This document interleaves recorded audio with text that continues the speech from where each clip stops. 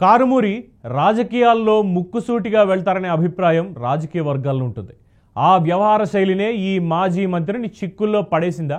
మంత్రిగా ఉన్న సమయంలో కారుమూరి తణుకు మున్సిపాలిటీలో పర్సంటేజ్ కోసం సపరేట్ కౌంటర్ ఏర్పాటు చేశారా? లేహ్యం ఫుడ్స్ పరిశ్రమ నుంచి కారుమూరికి డబ్బు వసూలు చేశారా? ఇంతకీ మాజీగా మారాక కారుమూరి పరిస్థితి ఎలా ఉంది? Watch this story.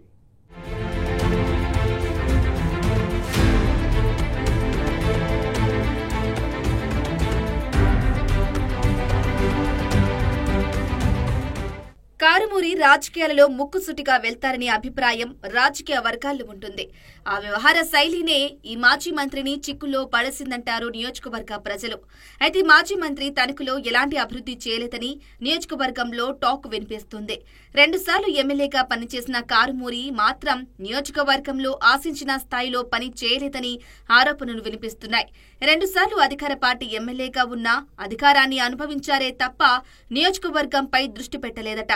మంత్రి పదవి వచ్చాక ఆయన నియోజకవర్గంలో అన్ని సమస్యలు తీరుస్తానని అనుకుంటే ఆయన సమస్యలు మాత్రమే తీర్చుకున్నారని అంటారు స్థానికులు.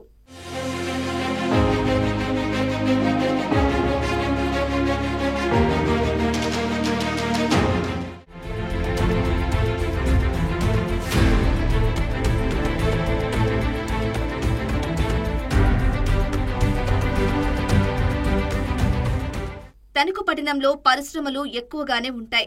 మంత్రిగా ఉన్న సమయంలో కారుమూరి తణుకు మున్సిపాలిటీలో పర్సంటేజీ కోసం సపరేట్ కౌంటర్ ఏర్పాటు చేశారని స్థానికుల నుంచి వినిపిస్తున్న మాట. ఈ విషయంపై నాటి ప్రతిపక్ష నేత చంద్రబాబు తణుకు బహిరంగ సభలో మాట్లాడుతూ మంత్రిగా ఉన్న కారుమూరి అక్రమాలు చేశారని బహిరంగంగా చెప్పడం రాష్ట్ర వ్యాప్తంగా సంచలనం కలిగించింది. ఆయన మంత్రిగా ఉన్న సమయంలో మండలానికి ఒక అనుచరుణ్ణి నియమించుకుని వారి ద్వారా లావాదేవీలు చక్కపెట్టుకునేవారట. అనుచరుల ద్వారా భారీ స్థాయిలో డబ్బులు వసూలు చేసేవారని కారుమూరిపై విమర్శలు పెద్ద ఎత్తున ఉన్నాయి. ఇదిలా ఉంటే జగనన్న కాలనీలో భారీగా అవినీతి జరిగిందనే టాక్ ఉంది. పేదలకు ఇచ్చే ప్లాట్ల కోసం 50 నుంచి 70 వేల రూపాయలు మండల స్థాయి నాయకులు వసూలు చేసి కారుమూరికి ఇచ్చారని తణుకులు చర్చించుకుంటున్నారు.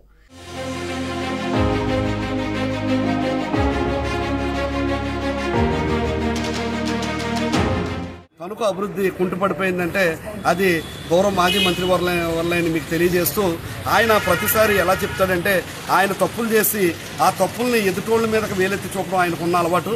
తణుకు మున్సిపాలిటీలో ఎప్పుడూ జరగని విధంగా టీడీఆర్ బాండ్ల కుంభకోణం అవనండి, ఆ కరోనా టైంలో జరిగినటువంటి కలెక్షన్ కింగ్ అవతారం అవనండి, లేఅవుట్ల వ్యవహారం అవనండి, ప్రతి దాంట్లో కూడా ఈయన మొత్తం తమ్మిని బిమ్మిని చేసి ప్రతి ఒక్కరిని చెక్కుల రూపంలోనూ అకౌంట్ రూపంలోనే కాకుండా క్యాష్ రూపంలో మీరు పట్టరండి అని చెప్పి ఆ డబ్బునంతా కూడా మూటలు కట్టి బెంగళూరు ఎవరైతే ఉన్నారో బెంగళూరు అక్కడ చేసి రియల్ ఎస్టేట్ వ్యాపారానికి పంపడం మేమందరం అక్కడ నుండి చూడడం మీకు అందరికీ తెలిసిందే.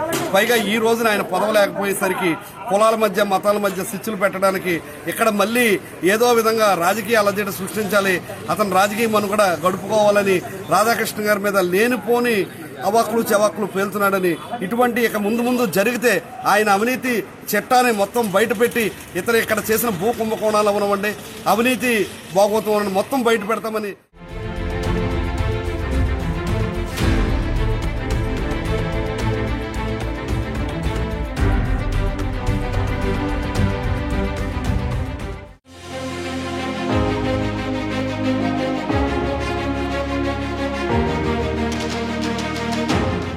కారుమూరి అధికారంలో ఉండగా టీడీపీ నాయకుల టార్గెట్ చేశారని ఆ పార్టీ నేతలు ఆరోపిస్తున్నారు.